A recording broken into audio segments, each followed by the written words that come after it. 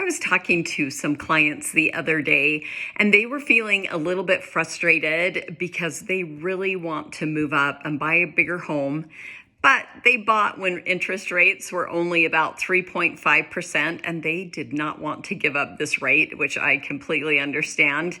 And yes, of course, they said that I could share this with all of you.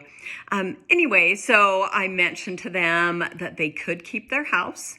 And with what they're making off of rents, that will help supplement their new house payment with their bigger house and a higher interest rate.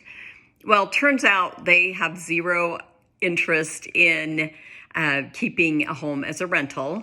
And they also said that they needed to have that money for a down payment.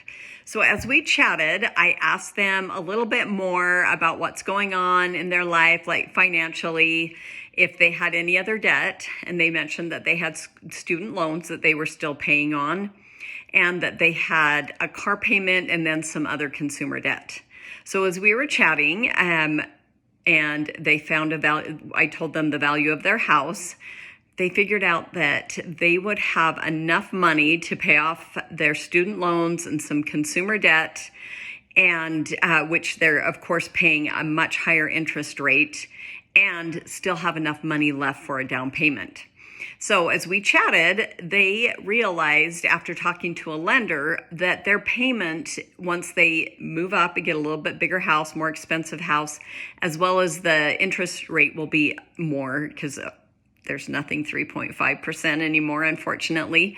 Okay, I take that back. If you find someone that's doing a seller financing, there might be a possibility, but very slim. Anyway, I like to go off on tangents. Anyway, what they figured out is buying a bigger house with a little bit with a higher interest rate.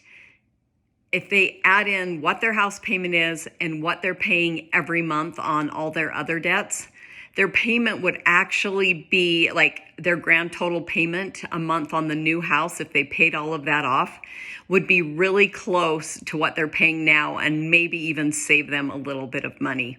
So it's always nice to brainstorm with people. If you have any questions, you're not sure if a move is right for you and how that would all work out financially, please reach out to me. I'm always happy to answer any questions.